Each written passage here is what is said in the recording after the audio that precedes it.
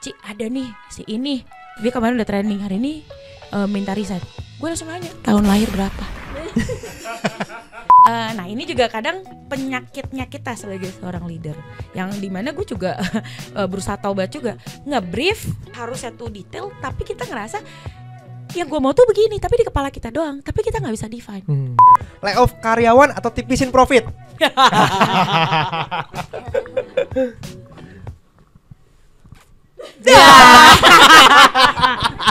Challenge bikin bisnis F&B. Terus apa sih yang biasanya bikin senior leader jadi kalah dengan anak-anak baru? Ada spill the tea, bukan tea, spill the coffee yang bakal muncul di episode ini.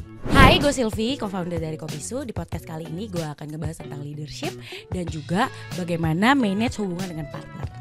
Banyak obrolan menarik di sesi kali ini. Gimana Sylvie manage Gen Z, gimana Sylvie manage milenial, ya kan? Dan juga Sylvie lebih suka manage white collar atau blue collar. Tonton sampai habis.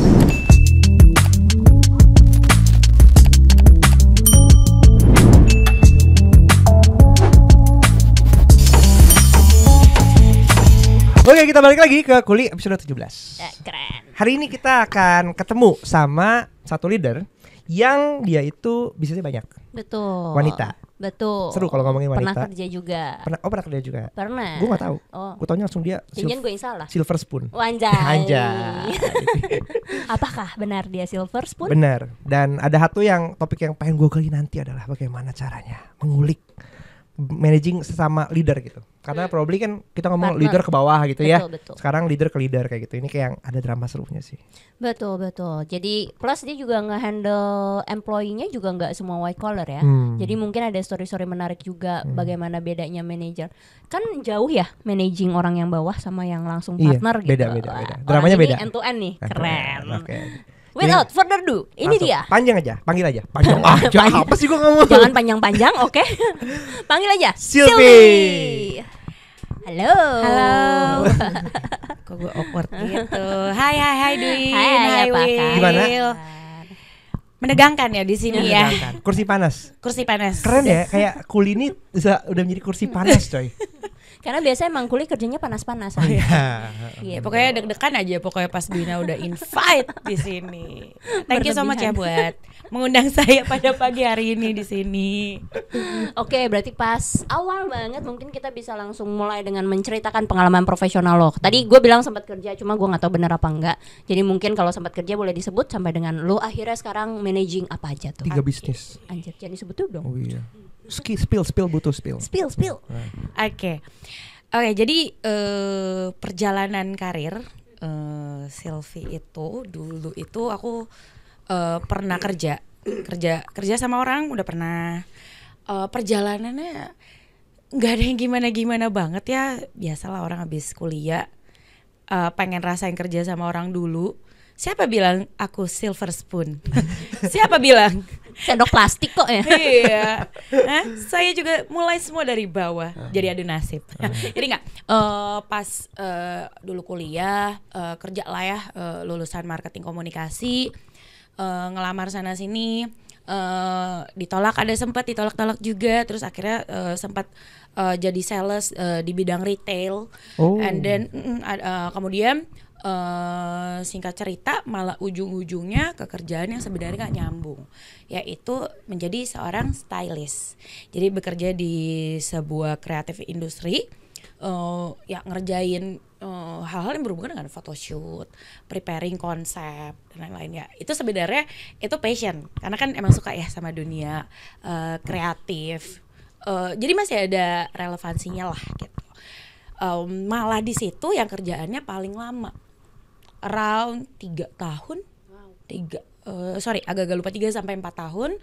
Nah, pada saat itu barulah kita mulai iseng-iseng berbisnis. Sebenarnya perjalanan mulai bisnis itu udah dari pas lagi kerja, pas lagi jadi marketing juga di sebuah perusahaan retail, udah nyambi lah gitu. Dulu kan semangat yang nge-gym, pernah jualan catering sehat, itu pernah tuh. Tapi ya udah jual ini ya by PO doang. Ya cuma kan masih bisa dibilang udah mulai jualan lah ya. Nah terus barulah pas jadi stylist ini juga nyambi nih bikin kopi. Nah sebenarnya Kopi Su itu kan juga ada foundernya. Oh bukan sendiri? Nggak sendiri gitu.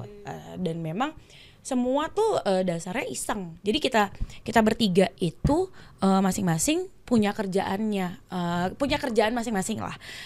Salah satunya suami juga, Ferry, partner, dia juga waktu itu masih jadi employee di perusahaan alat kesehatan gitu. Jadi kita masih bertiga itu nyambi lah bikin kopi. Dan waktu itu memang momentumnya pas lah gitu. Ingat mungkin zaman 5 tahun lalu lah ya mulai kopi susu, tapi hitsnya waktu itu baru di area Jakarta Selatan gitu.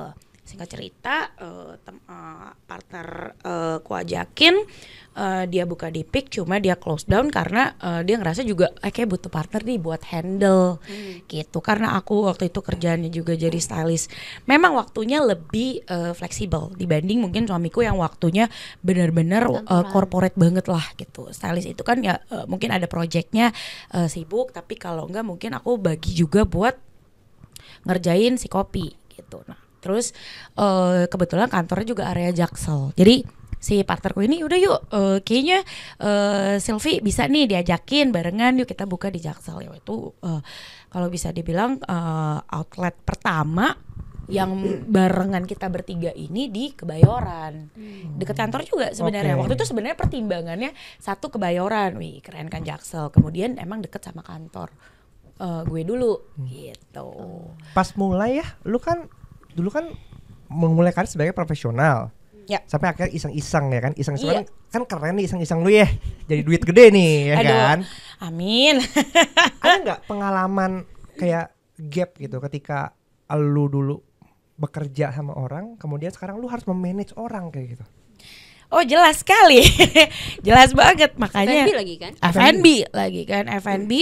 Nah ini F&B itu kan suka banget nih di mispersepsi orang kalau kayak paling gampang nih industrinya. Betul. Ya mungkin bukan paling gampang, cuma terlihatnya memang oke, ketika saat punya skill masak sedikit juga mungkin kalau memang makanan enak bisa dijual. Tapi ketika saat bikin F&B mungkin skalanya lebih besar, wah itu udah bisa dibilang challenging. Dan ketika gue jalanin baru yang kayak ternyata seperti ini ya gitu. Dan tadi mungkin balik ke pertanyaan ya, kalau ditanya berbeda, sungguh sangat berbeda. Memang sebenarnya udah lumayan sering terdengar sih, ntar lu bikin bisnis sendiri emangnya gampang. Ya cuma kan itu cuma denger-denger doang, sampai akhirnya gue rasain sendiri ya. Kalau ditanya beda udah pasti beda lah ya. Kalau kerja sama orang, ketika saat kita di-assign buat satu divisi, satu job desk, ya fokus ke situ aja. Ini common lah, orang juga tahu lah ya. Ketika saat udah ngerjain bisnis, semuanya dikerjain end to end lah gitu. Kenapa milihnya kopi? Kan tadinya lu sempat F&B-nya, sempat jualan catering juga tadi gitu kan. Tapi kenapa gitu beneran serius lu milihnya ya udah bisnis kopi aja deh? Oke.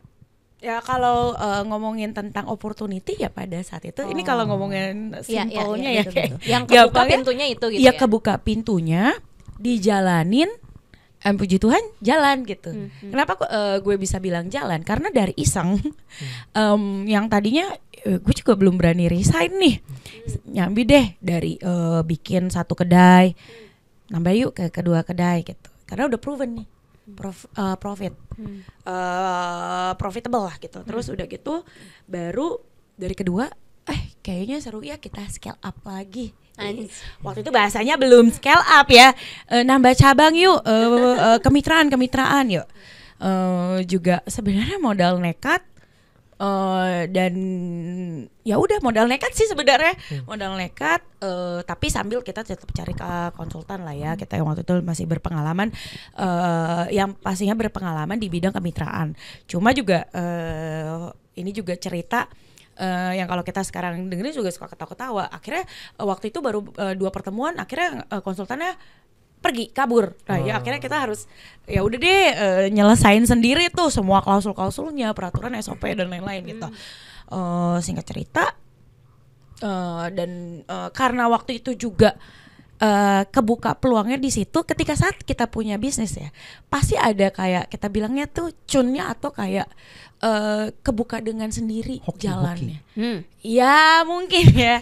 Karena pada saat itu kita belum aktif nyari mitra. Siapa nih? Kita nggak gedor-gedor pintu satu-satu mau buka nggak. Tapi memang datangnya dari customer nyoba.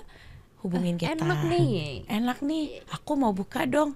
Dan waktu itu memang bisa kita bilang opportunity-nya kenapa besar, customer-nya tuh growing-nya tuh dari dua sisi. Yang minum kopinya bertumbuh terus, yang pengen punya bisnis kopi juga bertumbuh terus. Jadi demand-nya dari dua side nih. Kalau misalnya gue observe kenapa sampai pada saat itu kok datang terus nih tanpa kita benar-benar hard selling atau promosiin gila-gilaan gitu. Kopi lu berarti mulainya ketika lo masih di creative agency kan? Ya bukan creative agency, creative industry kali ya. Creative Jadi industry. Yang berhubungan dengan photoshoot. Oke. Ya. Nah si partner lu bertiga, lu bagi kerja bertiganya pas pertama kali lu bikin bisnis kopi, so lu nge-handle-nya apa? Marketing, kreatif juga, foto, apa yang bikin menu, layouting, terus bikin outlet seperti apa. Itu kan masih budgetnya terbatas ya, nggak ada tuh yang namanya kita pakai desainer gitu ya, bener-bener berdasarkan selera aja. Oh ya kayu-kayu nih warnanya begini ya waktu itu kan. Terus waktu itu pegang sosial medianya juga masih sendiri. Itu sih kebanyakan pasti ya di kreatifnya lah.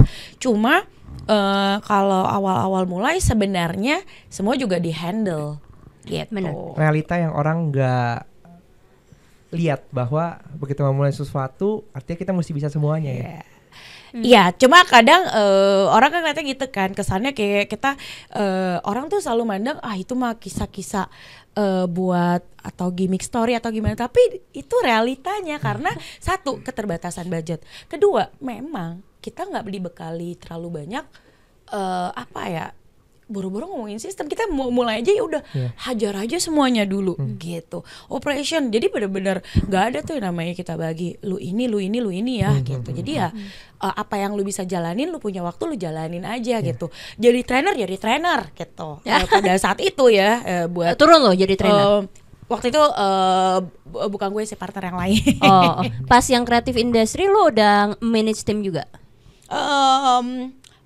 Waktu itu sih belum, cuma kayak timnya kan memang gak banyak tim ya. Kayak gue kan memang langsung under bisa dibilang bos lah ya. Tapi barengan sama stylist yang lain. Tapi memang tim yang sampai banyak banget sih belum ada gitu. Yang paling mengagetkan ketika akhirnya lo punya bisnis kopi lo ini, yang lo jadi harus banyak nge-handle orang di bawah lo apa? Oke, gue sangat terbiasa sama micromanaging. Jadi hati-hati. Jadi mungkin ini kalau teman-teman tim yang lagi mungkin nonton nanti kelihatan, wah Ci Sylvie nih di lewat nih micromanaging, mungkin mereka langsung iya nih kata. Jadi memang kebiasaan, karena kebiasaan ngerjain semuanya sendiri. Jadi kebawa gitu. Jadi kan kalau orang selalu bilang delegate. Buat gain trust-nya susah ya? Gain trust-nya susah. Sama kayak lu gak sih? Makasih ya. Jadi aku nggak bisa, gue nggak bisa bilang ini sesuatu yang membanggakan atau sebenarnya backfire sendiri buat gue gitu. Jadi karena akhirnya banyak banget lah ya perjalanan yang sampai akhir detik ini buat ngilangin si micromanaging itu memang susah. Kadang tuh nggak sadar, tahu-tahu memang lu tuh interupsi kerjaan tim gitu. Jadi memang lumayan suka banyak diingetin juga, mungkin karena suami sendiri juga kan, jadi bisa lebih straightforward kalau ngomongnya, kayak lu udah terlalu ini deh, terlalu jauh kayak gini-gini. Udah kasih aja, kasih kepercayaan. Tapi deh, yang gitu. di kepala lu ya ketika lu mencoba untuk micromanage, sebenarnya apa sih yang lu pengen? Apakah emang karena lu nggak percaya atau karena lu believe bahwa kalau gue lakukan itu pasti bener dan quality-nya langsung quality gua gitu? Oke. Sebenarnya lebih ke poin kedua kali ya. Masih ngerasa wah kayak kalau gue ngerjain bisa lebih bagus nih. Sorry ya. Jadi kayak standar lu ya. Iya gitu. Tapi ya balik lagi itu bad habit sebenarnya.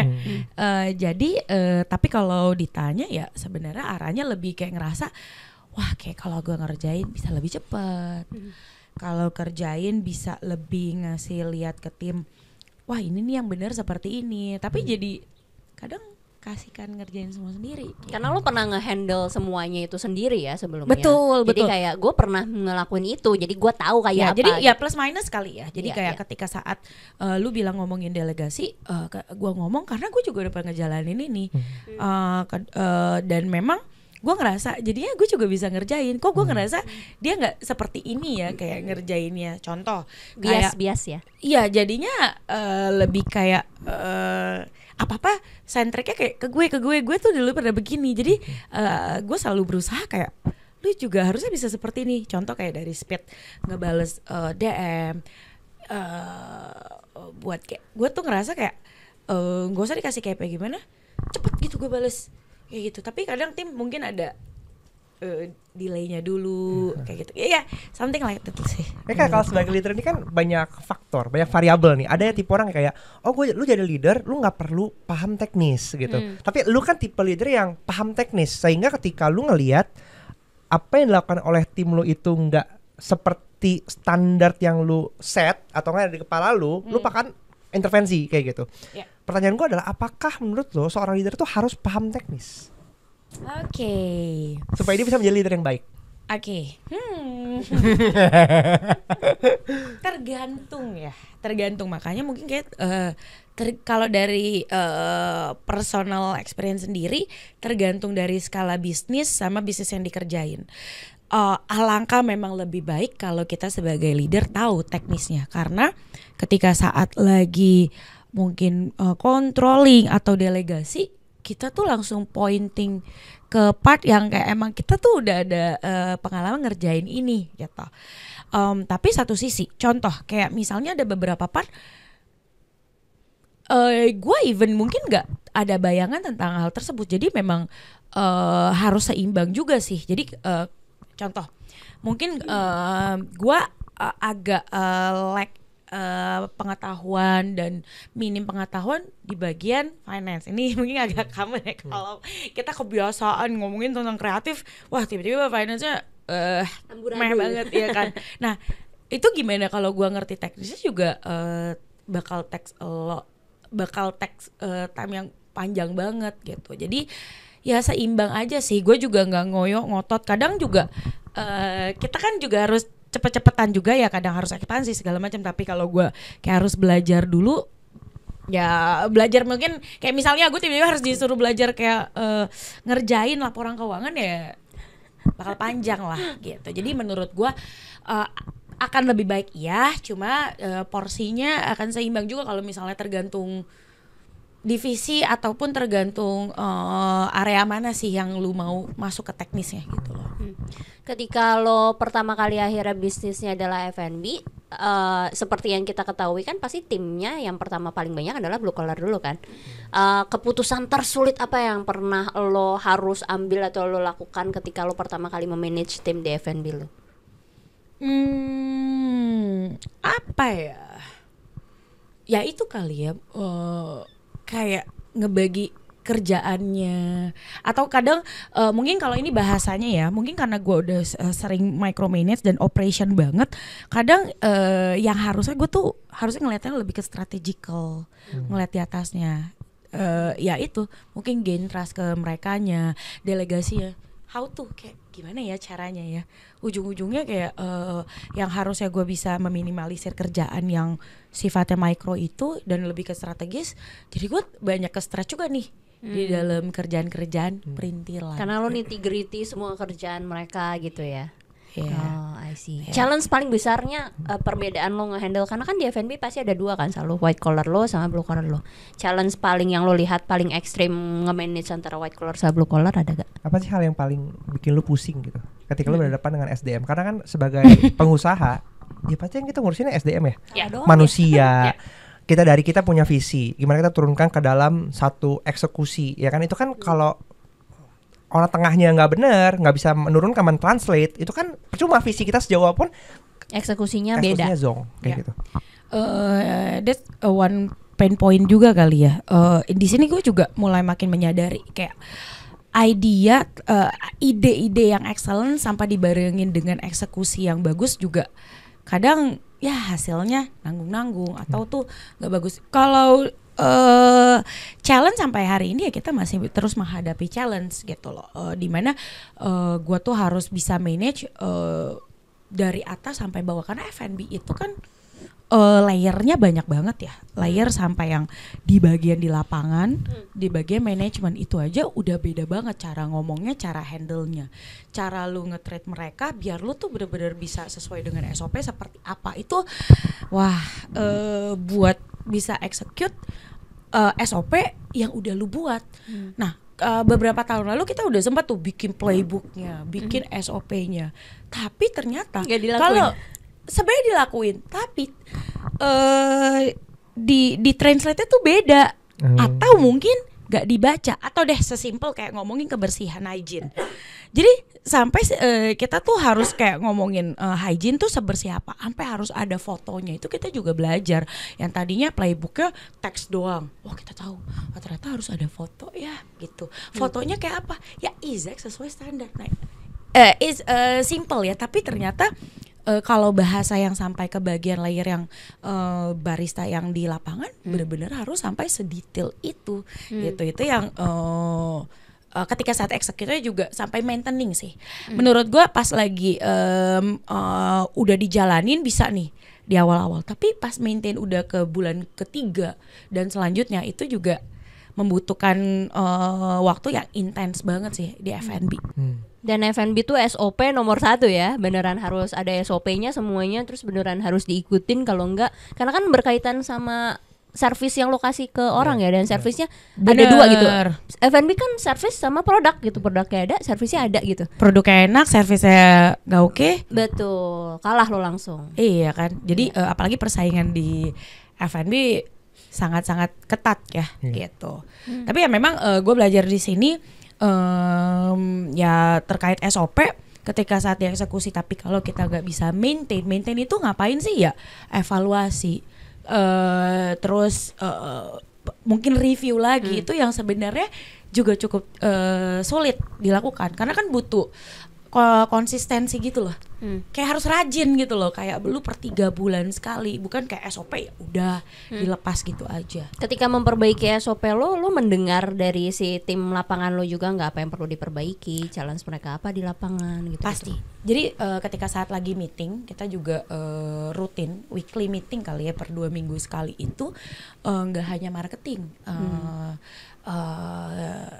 campaign, tapi terkadang kita dudukin bareng marketing dan operation. Marketing tuh harus tahu, apalagi marketing itu kan manajerial yang orang-orangnya tuh dia di dalam kantor aja gitu. Aku selalu bilang ke tim aku, marketing apalagi udah di F&B, bukan ngomongin tentang campaign aja, tapi ngomongin kalian juga harus tahu situasi di lapangan.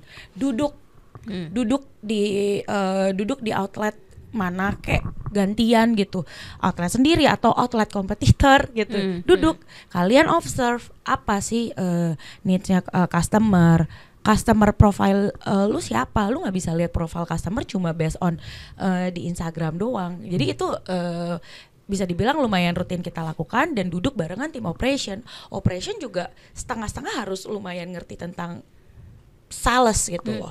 Kenapa nih sales gak baik? Kenapa sales kita menurun? Kompetitor lagi ngapain sih? Nah, mereka nggak boleh hanya cuma observe tentang bagian operation aja gitu, karena menurut aku F&B itu marketing, sales sama operation udah harus banget tuh nyatu gitu. Nah, sekarang ini kan kayak kalau kita ngomongin tentang ini kan kayak lu kerjanya ini, lu ada dong punya skill lain yang ngerti sales juga dong lu. Sales juga dong kayak gitu. Ya kan? Yang gue pengen tahu, tim lu tuh sekarang banyak kan secara demografi umur tuh Gen Z kah atau milenial kah kayak gitu. Kemudian atau justru malah di atas milenial. Atas milenial, proporsinya gimana? Terus pasti statementnya berbeda-beda ya kan? Dan gimana cara lu ngadepin gitu? Komplain lah. Gue cuma dibayar segini ya kan? Gaji dibayar UMR, maunya banyak lu. Service level eksekutif kayak gitu. Oke. Satu, ini disclaimer ya. again masih terus belajar karena berawal dari leader yang micromanaging banget, nggak bisa put trust, tapi harus delegasi, kasih kepercayaan. Dengan kita selalu bilang kita pengen tim kita belajar, ya udah bertobatlah. Saya juga harus kayak ngasih kepercayaan buat kayak nggak terlalu banyak dikit-dikit nanya gitu dong. Nah, terus kita define dulu. Kalau dari gue sih ngedefine dulu. Kan sales sama marketing juga layernya banyak banget, kerjaannya juga banyak sekali.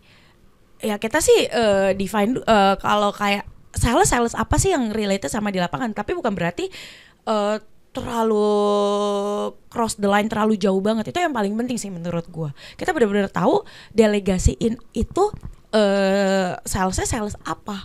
Makanya tadi gue bilang kalau misalnya salesnya masih kayak memang berhubungan dengan operation, karena kan kita memberikan target kan ke mereka.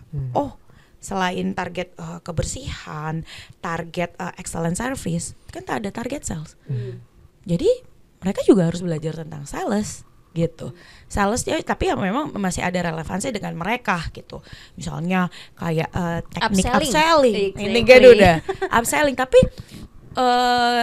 ayo role play gitu loh. Contohin kayak gimana. Kalau cuma bilang upselling titik, mereka mikir sendiri, ya kita juga bisa dibilang ngasih taunya setengah-setengah gitu. Makanya kadang kita suka banget kasih tahu role play gitu loh, role play. Upselling gimana sih, kita contohin.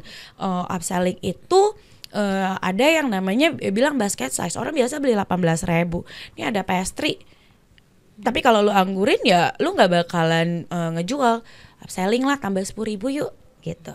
Jadi naiklah basket saya jadi 28.000. Nah, hal seperti itu yang terus kita kasih tahu gitu. Nah, terus kasih taunya juga nggak bisa dalam kayak sekali, 2 kali.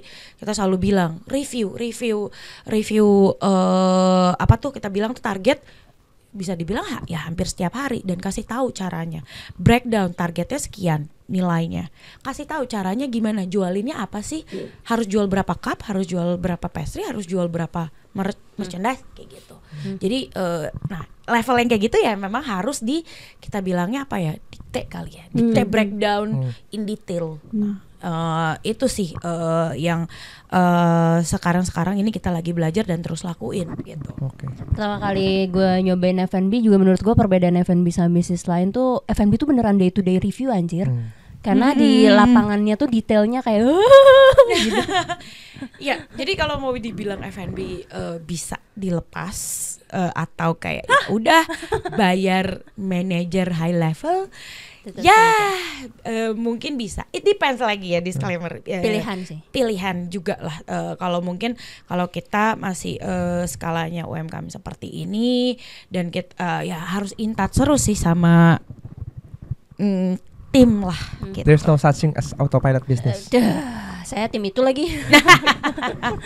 Penasaran, lo nikah dulu baru punya kopi su sama Ferry, atau lo punya kopi su dulu baru nikah? Nikah dulu baru punya bisnis. Oh, susah nggak? Karena kan banyak ya orang yang beranggapan partneran sama temen aja tuh sulit gitu, ribut. Nanti kita pengen masuk ke sana. Iya gitu. Gimana? Gitu ribut terus tahu-tahu malah gak enak, hilang temen gitu. Nah, ini lu sama suami gitu. Sulit gak? Kalau pernah ketemu Ferry ya, mungkin kan ceritanya belum sih. Oh, ceritanya belum. Ya kalau receh.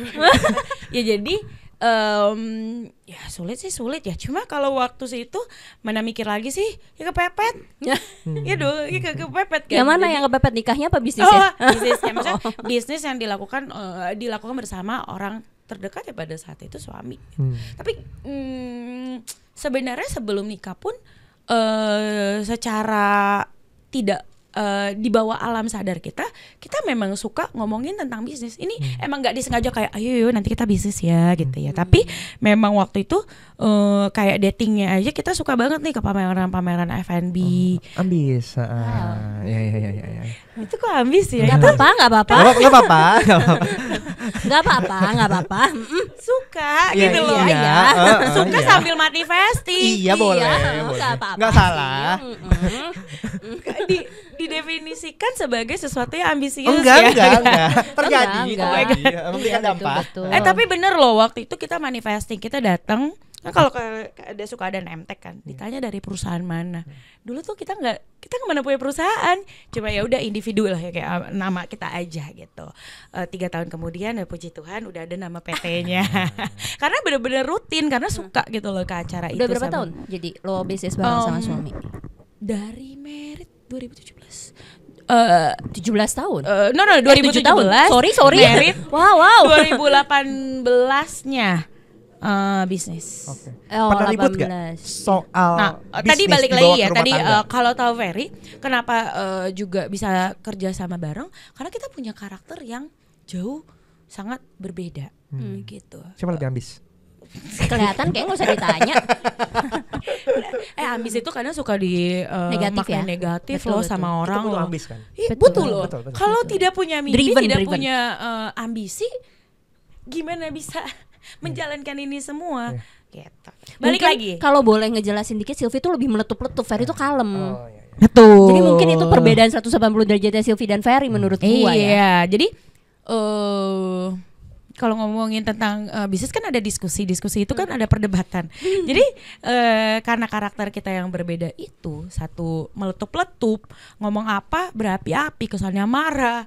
Satu lagi kalem, lebih yang kayak remnya lah. Jadi ya sampai saat ini ya polanya selalu seperti itu. Kalau lagi satu yang menggebu-gebu banget, satu bisa ngimbangin. Jadi ya challenging, tapi karena ada dasarnya seperti itu, ya mungkin puji Tuhan sekarang juga masih bisa tertangani ya kalau ada perdebatan apapun gitu. Tapi dengan karakter dan skill yang beda 180 derajat, beneran jadi tidak ada challenge atau apa yang menurut lo? Bahkan gue dengan karakter dan skill beda 180 derajat aja tetap ini ada challenge. Ada nggak challenge yang paling berat menurut lo?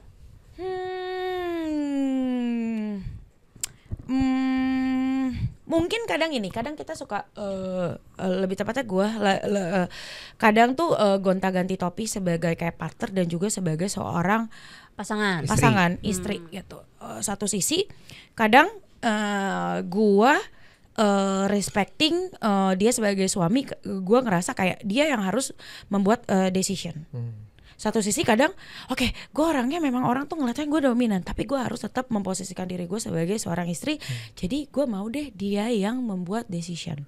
Nah kadang ini bukan challenge yang gimana banget sih, cuma kadang ada ekspektasi yang kadang nggak dikomunikasiin, juga suka kayak salah-salah. Oh loh kan ya udah gue kan nunggu lu lah, bukannya lu nih yang biasanya lebih ya. Itu yang sekarang lagi kepikiran ya. Jadi hal-hal kecil seperti itu. Cuma kalau dibilang yang sampai mempengaruhi hal secara keseluruhan sih nggak ada ya gitu. Cuma lebih yang kayak gitu-gitunya aja ya. Debat-debat kusir kecil lah gitu ya, kayak bukannya lu nih enggak dong kayak gitu. Sylvie yang meletup-letup dengan Ferry yang kalem tercermin di cara ngelit timnya nggak?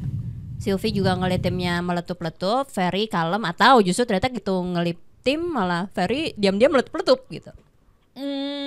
Iya ya, ini sampai lu tadi nanya tentang kayak ini, gue juga baru notice sama sih karakter dibawa ke timnya pun, dia ketika saat ngelit tim ya tetap dengan karakter Ferry seperti itu. Cuma kadang dilihat sebagai tim ya mungkin karena minim kata, lebih nggak terlalu banyak ngomong, lebih kelihatan sekali dia ngomong jatuhnya tegas. Okay. Lebih ditakuti ya, ditakuti SN karena gawat Pak Ferry udah ngomong gitu ya. Iya gitu, waduh kalau marah matang nih. Kalau mungkin lihat Sylvie kayak udah biasa marah, jadi kayak sama ada kayak sorry ya, gue saking ininya loh ya. Semangat. Bukan mic yang jatuh, maaf ya kak ya. Sorry. Gak apa-apa. I see. Okay, gue udah bilang gue mau kalem di podcast. Sebelum gue lompat nanti ke topik yang berhubungan dengan cross leadership ya, gue pengen tahu menurut lu cara paling efektif berkomunikasi dengan sekarang levelnya bawahan lo ya, Gen Z yang white collar, blue collar, itu mana sih cara komunikasi yang paling efektif? Okay. Apakah sistem otoriter atau sistem kayak kita nih satu level loh kayak gitu loh, banyak pendekatan teman. Oke. Versi lu. Nah ini, gue intinya dari pas awal gue bangun bisnis kan juga nggak langsung seperti ini. Pokoknya selalu belajar pun gue cukup banyak mendapatkan ilham lah ya dari mungkin pengalaman Ferry juga di corporate. Ini lumayan bikin gue improve lah ya cara memimpin, cara ngelit tim gitu. Ada satu hal yang Ferry adaptasi dari cara leadernya dulu di kantor, yaitu ya one on one gitu. One on one gak harus lagi review kerjaan ya, review aja your dream. Itu kesannya kan klise kan, kayak mimpi kamu apa, keinginan kamu apa, tapi ternyata dan kita lagi lumayan suka nih lakuin itu gitu loh. One on one, ngobrol aja. Biar apalagi nih ya, kita kan sempet kayak lumayan terkesan kayak jarang ke kantor karena kemarin lagi sibuk baru punya anak, juga mungkin udah mulai melebarkan sayap di beberapa bisnis lain. Jadi itu yang kita harus jaga antara tim kita jangan sampai dia ngelihat kita di sosial media ngepostnya nggak hanya sekarang udah bukan kopi su. Terus udah gitu ngelihatnya juga kok Ci Sylvie udah lebih sering keluar kok Ferry sibuk dengan bisnis lain. Mereka akan ngerasa kayak ada jealousnya, ada ngerasa kayak kendor lah, kayak atau insecure ya, kayak insecure. Jangan-jangan sesuatu terjadi dengan Kopisu gitu atau ya? kayak gue ngerasa nggak dirangkul. Jadi mungkin bahasa dari sisi gue bukan rangkul as a friend juga, tapi ya bener-bener ya one on one itu ya menurut gue sekarang so far cukup efektif di gue gitu. Jadi gue selalu menjelaskan dan being transparan juga sih. Gue kadang suka jelasin kok kita lagi ngerjain apa ya. Jadi sekarang waktu yang kita bisa sisihkan untuk ke kantor tuh ini, tapi full day ya. Aku mau nanti kayak gini-gini di kantor, tapi sisanya memang aku di luar kantor tuh untuk ini loh, untuk ini loh gitu. Jadi bener-bener kayak kadang kan ada orang mikir apa yang dilakuin di luar kerjaan atau di luar brand yang mereka pegang buat apa sih ceritain gitu. Tapi kita ceritain, kita share gitu, kita lagi ngelakuin ini, bahkan ada pembelajaran abis kita ketemu orang di bisnis yang ini, kita juga kadang sharing ke mereka gitu. Ini loh kemarin aku ngelihat brand ini ya, si ownernya tuh gini gitu. Gimana kalau jadi bisa ngedengerin mereka juga dengerin kita balik gitu loh, kayak one on one session yang sebenarnya kita aplikasiin dari leadernya Ferry dulu, karena pas leader Ferry tuh sharing ketika saat dia digituin dia tuh seneng, suka gitu loh, suka karena berasa bener-bener didengerin gitu. Di FNB one on one lu sampai level mana berarti? Sebenarnya memang cuma di bagian managerial level managerial level, tapi mungkin di managerial level itu kan layernya sampai ke barista. Nah, dia yang turun. Dia yang turun. Okay. Coba kamu treatnya seperti ini deh. Jadi apa yang aku contohin, bukan contohin ya, aku lakukan. Coba kamu lakukan ke barista, kamu dengerin deh. Ya, mungkin ada dengan tata bahasa yang agak sedikit berbeda ya gitu. Cuma coba kamu kerjain juga seperti itu gitu. Jadi menurun ya apa yang dilakukan oleh si level atau ownernya turun ke manager level, jadi dilakukan juga dari manager level ke bawahnya gitu ya. Ya. Keren. Kalau memang efektif ya ayo gitu dia, karena kan cara kita ngelit, mereka akan ngelit juga nih ke bagian operation sampai layer ke bawahnya gitu. Yang positifnya diturunkan, yang negatifnya nggak usah ikut lo turunin gitu.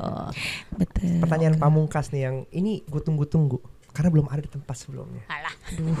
Alah. Kan lu punya pengalaman ya kan, bekerja sama dengan leaders lain gitu, high level people. Karena kan sistem kayak kemitraan. Berarti kan yang namanya kemitraan itu kan pasti mereka yang bukan level-level curut nih. Ya kan mereka yang udah punya set of thinking lagi, mereka mau melebarkan bisnisnya, atau lu juga melebarkan bisnisnya, merger dengan orang lain juga kayak gitu kan. Apa sih cerita paling pahit yang pernah lu alami? Karena gini, kalau kita ngomongin soal orang-orang yang punya power, tendensinya orang tuh merasa bahwa orang-orang yang punya power ini punya tendensi untuk mengeksploitasi Karena mereka punya ini, mereka mengkontrol ini, mereka memanfaatkan apa sesuatu yang mereka punya untuk kepentingan mereka, gulung lagi kayak gitu-gitu. Ada nggak punya pengalaman kayak gitu? Ada sih kok menurut gue. Jadi mungkin kalau pengalaman seperti itu pahitnya sejauh mana pahitnya nih. Tapi kalau misalnya pengalaman ya pasti ada lah. Kayak mungkin salah satunya di underestimate. Sama kayak mungkin diremehin kali ya. Diremehin itu mungkin part paling lumayan dibilang pahit juga ya, sebenarnya take it easy lah, justru jadi motivasi aja sih buat kayak buktiin kalau ternyata yang diremehin itu ternyata Sylvie dan partnernya bisa ya gitu. Karena kan mungkin kita berangkat dari apa ya, mungkin backgroundnya kita ini F&B pertama gitu, F&B pertama tapi dapat momentumnya. Orang kan cuma bisa bilang ya nih hoki nih, riding the wave doang, riding the wave doang nih gitu ya. Tapi ya again ya kita take it personalnya lebih ke arah ya ini bisa jadi motivasi lu ya, buktiin lah kalau memang bukan hoki, buktiin lah bisa sustain lebih dari sekarang kopi sudah 6 tahun gitu. Jadi ya hal-hal seperti itu sih yang mungkin awal-awal cukup challenging lah gitu. Lebih susah manage partner apa manage tim? Pertanyaan macam apa loh? Ya. Apalagi enggak soalnya lu punya pengalaman partneran tuh banyak di bisnis gua. Partner gua cuma itu lagi gitu. Oh gitu. Oh konteksnya itu ya. Iya, karena kan lu benar susah cuy nyari partner. Berarti sorry backgroundnya ini ya sayang ya. Oke.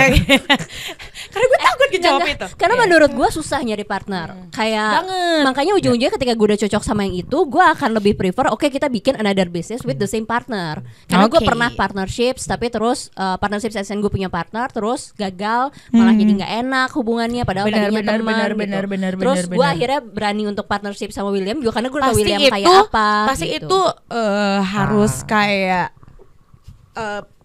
apa ya, PDKT pasti panjang dulu kan. Betul. Decided buat kayak ya udah yuk kita. Tapi itu dua mata koin loh. Ketika lo merasa gue harus kenalan panjang dulu baru gue udah nyaman sebagai temen, yuk partneran tetap aja loh. Benar. Ujung-ujungnya gue punya partner sebelumnya. Kan? Iya, partner gue sebelumnya itu temen dari gue kuliah, terus kita bikin bisnis bareng. Terus ternyata gitu bisnis tetap beda antara temenan sama bisnis. Benar, gitu. Karena cocok jadi teman belum tentu cocok jadi partner, begitupun sebaliknya. Ada partner yang cocok jadi partner tapi ketika saya jadi teman juga nggak seru ya. Apalagi kalau udah nyemplung duit di situ. Betul. Apalagi kalau udah punya profit. Ya. Karena selalu uang yang menjadi sebenarnya clash antar partners. Ini ya. mungkin yang apa ya? Mungkin yang bukan mau curhat, bukan mau adu nasib, tapi lebih kepada tidak hanya ngomongin soal duit dan kita rasain ketika saat jadi partner. Kalau pas lagi seneng itu tuh semua tuh kalau kita bilang honeymoon period tuh wow, semuanya terasa indah gitu. Berapa tahun pertama? Bulan. Ya, tapi ketika saat partner itu mulai dihadapkan dengan kesulitan itu ya kesulitannya yang berhubungan dengan uang juga. Nah, itu mulai goyang lah gitu. Jadi ya benar. Karena kan kita juga nggak mau dong baru mulai partneran tahu-tahu udah ada kesulitan di company buat ngetes. Juga nggak bisa seperti itu. Semua akan berjalan by the time. Tapi yang kemarin dijalanin ya ternyata seperti itu. Kalau lagi bisnisnya bagus, semua bagus. Nah, itu baru belum tentu. Ada yang bisnisnya bagus malah mendadak jadi gitu berantem. Ya. Gitu. Pernah gua pas ketika udah punya profit lagi bagus terus malah jadi merasa kayak William kok kerjanya itu doang, gue kan apalagi kalau tipe yang di-handle beda gitu ya. Kok gue lebih banyak nih. Iya, kok tapi gitu. Pembagiannya gitu. Padahal gue merasa gue kerjanya lebih berat. Iya. Justru itu ada dua, ada yang ketika sulit malah jadi berantem, ada yang ketika bagus malah jadi berantem. Benar. Tapi kalau kayak kalau aku balikin ke poinnya ya, maksudnya sulit mana antara manage partner dan manage team. Gak bisa apple to apple sih sebenarnya, masing-masing ada challenge-nya gitu. Sama-sama sulit tapi ya ada plus minusnya sih. Lo pilih mana? Mending manage partner apa manage team? Pepet Rose. Kalau disuruh pilih, lo lebih mending gue manage partner aja, pusing banget anjir manage tim gitu, atau kayak Jadi ya, mendingan anjir, kalau gue manage pilih tim. mendingan manage partner, biarlah partner gue yang manage tim Betul, gitu ya. betul. Gak boleh jawab tengah ya. Pilih, mau yang mana? Ih kamu mah, aku nggak boleh milih. Nanti dia diplomatis, sebenarnya dua-duanya menarik gitu nanti. Karena sama-sama belajar. Yang mana, Bro? Pilih. Dibully loh. Bener-bener ini gue intimidating lagi. Bener-bener ditekan mentalnya. Mendingan manage mana ya? Manage anak. Jadi jawabannya boleh deh. Gak ada. Manage partner aja deh suami gue gitu ya. Gue manage gue. Itu memang kewajiban. Apa ya jawabannya ya? Preferensi aja. Gak ada benar salah ya guys. Ini preferensi aja. Buat gue lebih gampang manage partner daripada manage tim, sakit kepala soalnya kalau tim tuh banyak banget. Lu nanyanya lebih gampang mana? Enggak, prefer mana? Makanya gue prefer memanage partner daripada manage tim. Udah beda nih. Pilih mana sama lu bilang tadi mendingan yang mana kan? Kalau gue manage partner. Kenapa? Ya Gue itu. nanya balik.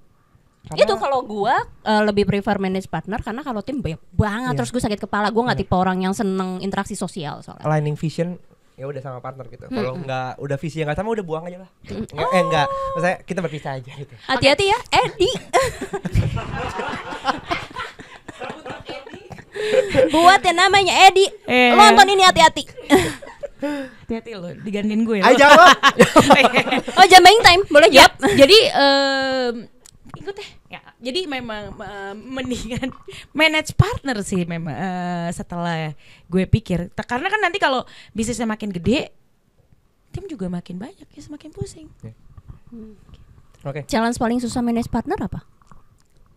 Mungkin gini, karena kita sama-sama datang dengan mimpi yang besar.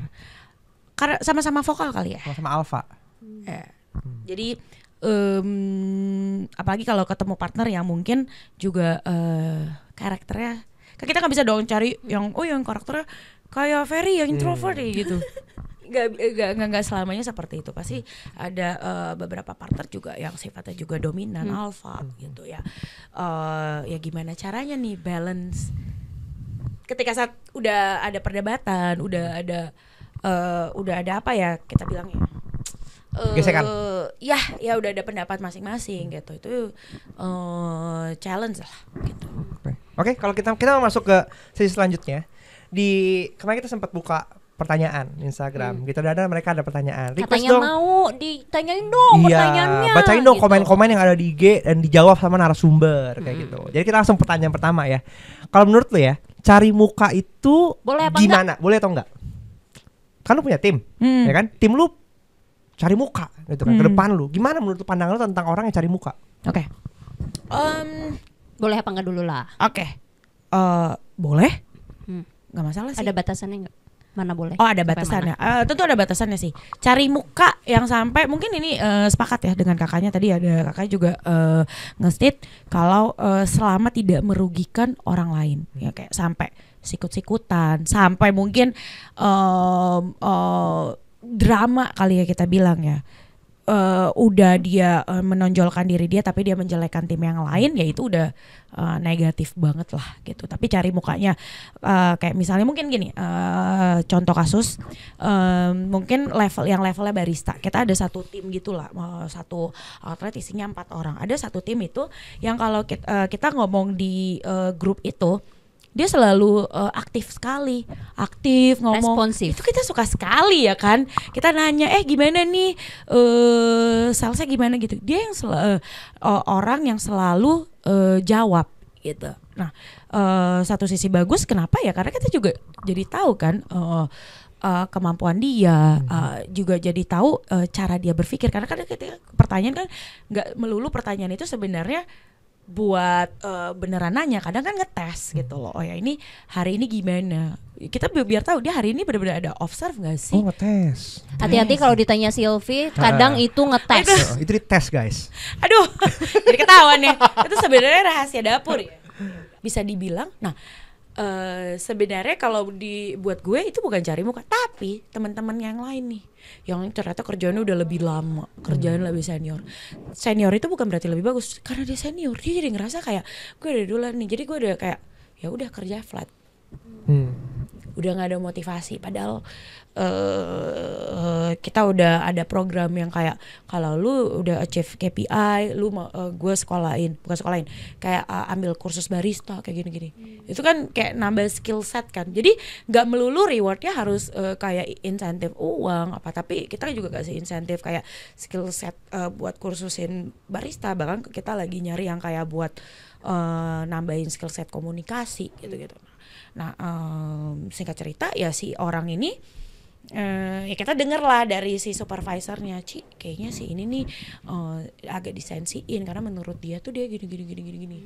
Terbukti kerjaan dia nggak bagus. Ada satu hari terbukti karena dia ngerasa dia udah lama, akhirnya dia ignore itu loh, orderan kayak gitu-gitu, ketawa CCTV. Akhirnya ya udah. Nah jadi ya kalau menurut gue sendiri Cari muka nggak nggak masalah apa-apa. sih, tapi ya selama dia nggak tiba-tiba cari muka, Ci kayak gini-gini, tapi tiba-tiba dia ngomongin yang lain. Intinya boleh asalkan pakai skill yang lu punya, ngunjukin apa yang lu punya, bukannya jatuhin yang orang lain. Statement yang menarik bahwa kerja lama bukan Nggak berarti menjamin. lu lebih baik gitu. Justru Betul. kerja lebih lama lu harus menunjukkan bahwa gue punya kapasitas lebih. Betul. Ya kan ketika lu kerja lebih lama tapi makin lama makin top performanya malah dikit juga. flat. Tapi biasanya Sebenarnya udah bukan dikit karena flatnya, tapi karena memang terbukti. Oh, Bukti. ini orang udah nggak ada Gregetnya lagi. Driven-nya ya. lagi ya lah ya gitu. Kelihatan dan kita kan observe bukan kayak ngeliat sekali tahu-tahu langsung besok. Ternyata terbukti. Itu kayak dari observasi kita, ya kita pantau aja ya, kita bilang supervisor, kita pantau aja dulu nih ya. Gitu. Terbukti 2 bulan kemudian lah gitu. biasanya soalnya kalau udah senior level udah di comfort zone ya. Betul. Jadi tidak merasa harus compete sama yang lain karena punya ekspektasi kan gue lebih lama, harusnya gue duluan lah yang naik, masa dia Padahal gitu. mindsetnya sebenarnya dari sisi kita justru kalau lu lebih lama lu bisa ngasih lihat contoh yang baik buat tim, dikasih program yang menurut kita juga harusnya menarik. Karena kalau dari gue sendiri gue berpikir begini, gue kasih skill set lu, gue juga nggak ngerasa rugi kalau lu nanti habis dapat skill besoknya lu pergi. Betul. Ya karena kalau udah dapat skill set, malah gue bangga. Ternyata abis ini lu kerja di kopi X-nya lain. kopi sutu gitu kan. Yes, gitu. Jadi itu yang selalu gue tanamin juga. Sebenarnya bukan ke level barista juga, tapi kayak ke level marketing. Gue selalu ajakin, lu masuk nih ke komunitas marketing ini, lu join, lu masuk nih kayak ini. Nanti kalau kamu udah dapat ilmu, tenang aja, nggak apa-apa. Kamu juga mau dapetin kerjaan di tempat lain, aku malah bangga. Tapi ketika saat kamu udah dapat skillnya, aku harap kamu bisa all out juga nih buat praktekin. Gitu. Pertanyaan selanjutnya, dan mungkin ini ada hubungannya sama F&B, karena kan F&B banyak tuh ya yang mau berhenti kerja hari ini bilangnya hari ini. Ini ada Angga Sudirja, capek nge-hire Gen Z, banyak dramanya lalu tiba-tiba hilang. Gimana tanggapan lu? Apakah benar?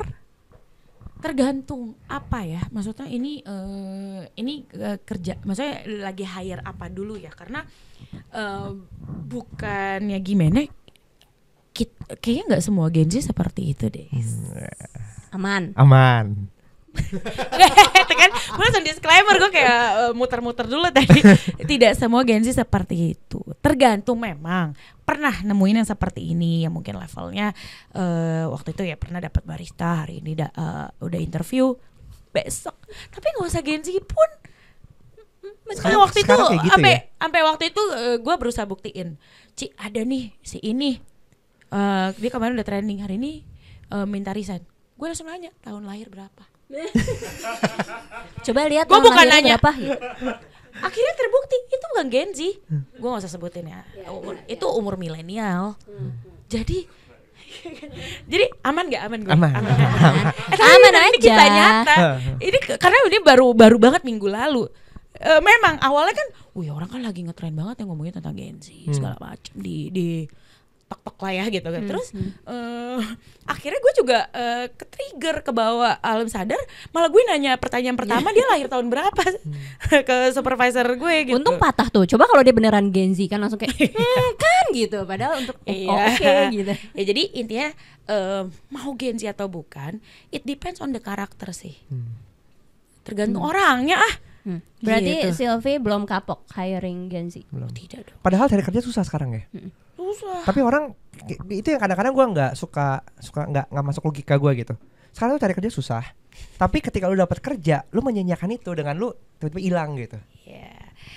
Ya mungkin karena kalau ada bahasa wise-nya ketika saat supervisor, gue nggak bisa nunjukin kayak gue juga, gimana ya? Karena gue depan supervisor gue gitu loh. Gue juga harus kalau kita bilang chill. Karena kan dia juga yang ketar-ketir, aduh Ci, cari orang lagi nih gini-gini. Kalau kita juga ikutan, iya nih. Jadi berdua Tidak ada solusinya ya. tidak ada solusi. Nggak solutif. Ya udahlah, maksudnya memang satu di luaran sana kan memang opportunity saking banyaknya. Bisnis orang tuh udah semakin banyak yang menjadi entrepreneur, jadi ya memang semakin banyak nih peluang buat kayak hari ini bisa ini gitu. Satu memang itu di luar kontrol kita. Ya udah coba yuk kita yang benerin aja yuk. Ya kita balik coba introspeksi, malah abis dari situ gue lihat nih kita udah iket dia, maksudnya workflow-nya kita udah bener belum sih? Kemarin dari training gimana? Udah langsung tanda tangan kontrak atau belum atau segala macam. Again, even udah tanda tangan kontrak, kita nggak bisa kontrol kalau misalnya di hari ini mau keluar, bisa pergi kapan aja. Cuma kita bisa prevent itu. Oke, caranya gimana sih? Cara kamu engage sama mereka tuh, ngobrol sama mereka tuh seperti apa? Kamu udah jelasin belum kalau di sini tuh apa-apa aja sih yang kamu bisa dapetin? Udah Ci, udah. Oh ya udah, berarti memang udah sekarang cari orang lain lagi aja. Fokusnya bisa diperbaiki dari internal Betul. aja ya. Oke, lanjut ke komentar ketiga dari Sandi Reisa. Iya banget, sempat ada di masa ada yang ngomong ya pokoknya nggak mau tahu gimana caranya, besok harus udah beres. Yang nyuruh aja nggak mau tahu, terus gimana yang disuruh bisa tahu. Kalau menurut lu apa tanggapan lu terhadap leader yang kayak gini? Gua nggak mau tahu, lu kerjain, Pokoknya besok besok udah jadi. Oke. Satu, gue nggak against soal kayak gue minta besok. Tapi sebagai seorang leader dari sisi gue sendiri juga udah tahu workloadnya apa aja, flownya ya, bukan resultnya doang ya. Kan yang mungkin kalau misalnya gue mau minta kan resultnya, tapi yang selalu gue harus tahu ketika saat gue udah ngomong itu pun ke tim, satu gue udah exact tahu emang ternyata tim gue memang bisa. Kedua memang gue tahu flownya tuh ngapain aja. Jadi ini ada pro and consa juga dari pertanyaan tersebut. Tapi mungkin yang harus lebih di sharpening adalah apakah ketika saat keluar state tersebut ada detail juga nggak sih kerjaan yang harus dikerjain apa? Kalau cuma kayak ngebrief, gue mau dong lu besok bikin kopi 100 cup, besok udah ada. Tapi apa? Lu tahu nggak tim lu bisa atau enggak, bahan baku ada apa? Jadi intinya sebagai seorang leader nggak masalah, karena ini sama juga ngelatih tim lu juga bisa problem solving, juga bisa disiplin sama deadline timeline gitu. Bisa kerjaannya kalau zaman sekarang orangnya bilangnya satset gitu. Tapi again ya yang penting nggak nyuruh asal nyuruh, dan udah gitu menurut gue agak lebih dispesifikin lagi jam berapa harus selesai. Kalaupun misalnya nggak selesai, apa plan B-nya kayak gitu sih. Ke why-nya nggak, kenapa jam segitu harus selesainya? Kalau dari ini beberapa kali lagi ya, gue juga memang suka ngetes tim juga. Kerjain jam sekian, karena gue juga harus tahu apa yang selama ini kita ajarin, kita kasih lihat, mereka udah benar-benar bisa belum sih? Itu tuh jadi kadang gue ngeliatnya jadi kayak bisa jadi testing buat mereka gitu loh. Ketika saat, karena gini loh, tim itu kadang nggak sadar mereka tuh ibaratnya gini, gue udah kasih lu, gue ajarin lu les, gue tuh ajarin lu berenang tuh seperti ini, lu gue kasih pelampung, sekarang pelampung gue lepas, lu besok berenang sendiri. Jadi sebenarnya itu analoginya. Nah kadang mereka insecure, gue tuh bisa apa enggak gitu. Jadi sekali-sekali gue suka bilang seperti itu, ini udah bisa diselesain ya besok, kumpulin jam sekian.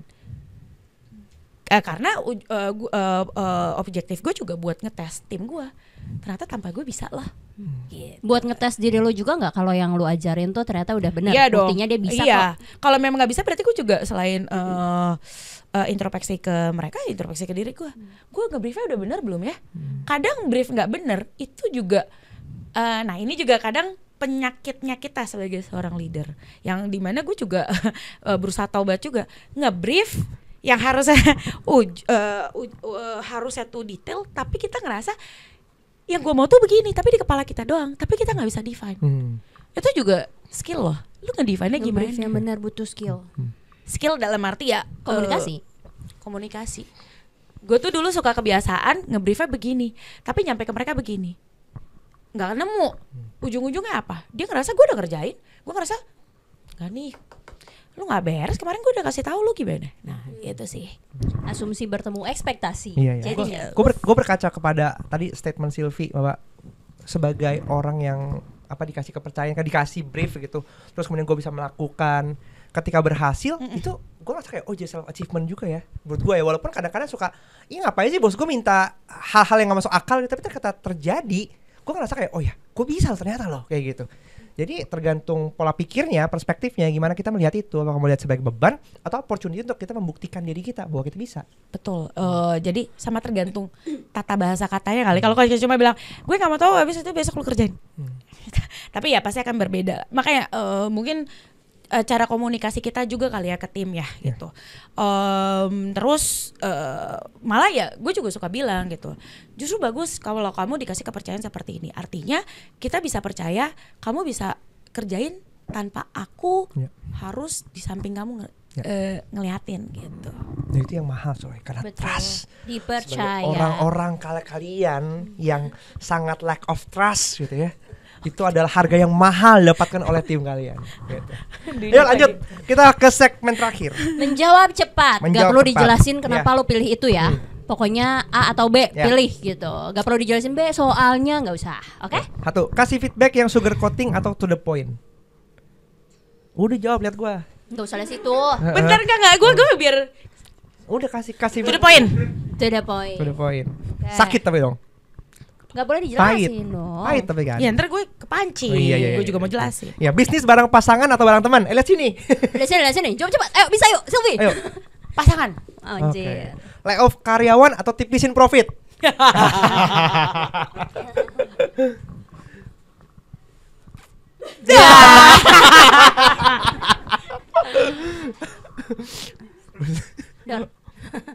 Tipisin profit. Anjing. Wih, keren. Promosi ke karyawan lama atau hire karyawan baru? Apa tadi? Promosi karyawan lama atau hire? Promosin karyawan lama. Ada lagi nggak? Udah. Oke. Apa yang mana? Gue tabok ya. Udah. Tadi harusnya di sini ya. Managing partner atau managing team harusnya dari sini ya. Jadi dia nggak bisa mikir loh, nggak bisa milih. Terus bagian itu yang di-cut. Iya. Pos di tok-tok. Kapok nggak? Kapok. Tergantung nanti outputnya gimana. Tergantung saya lihat dalam 1 minggu ini feedback orang-orang di tok-tok gimana. Oke, sip. Sih gue berharap gak dapat engagement. Pokoknya abis ini nggak maksudnya dari yang nanti di cut-cutnya itu loh. Masalahnya ya sekali dapat engagement itu bahaya, ngegulungnya sampai Twitter coy. Gila kalau udah Twitter gue angkat tangan. Takut men. Kerja sama orang gue apa hilang bisnis dulu sendiri? dari sosial media. Iya. Terakhir. Ada satu, kerja sama orang apa bisnis sendiri? Bisnis sendiri. Oke, jadi dari obrolan kali ini banyak banget poin-poin yang menurut gua bisa. Oh iya. Satu lagi katanya kata Duina. Managing white collar atau blue collar? Aduh. Ntar gue pura-pura dulu. Itu apa ya? White collar. Gila Ci Sylvie jawabnya confident banget. Belum closing. Udah iya. Dah closing. Udah closing. Oke, jadi di sesi kali ini baik banget segmen menarik dari Betul, Sylvie. betul. Segmen-segmen baru. Iya. Belum. Masih berekam. Jadi baik banget menurut gua insight ya, bahwa tadi menurut gue yang paling kena tuh ya kerja lama tuh nggak berarti lu lebih bagus. Betul. Kayak gitu. Tetap harus lu bisa menunjukkan kapasitas lu sebagai tim yang sama-sama bergerak ke dalam visi perusahaan. Anjay kan bahasa gue. Hati-hati ketika sudah di comfort zone lu jadi lengah. Ya. Oke, buat kalian yang suka dengan video ini, kalian bisa tulis apa insight yang paling menarik dari Sylvie, mana kata-kata yang paling quotable di kolom komen. Betul. Oke. Mana yang paling iya banget nih Ci gitu. Boleh di komen. Dan jangan sampai jangan lupa untuk subscribe dan share juga teman-teman kalian supaya pada banyak belajar dari perspektif Sylvie yang udah managing leader dan juga managing sampai ke vertikalnya juga dalam banget ya. Sampai jumpa di video selanjutnya. Episode berikutnya. Bye bye.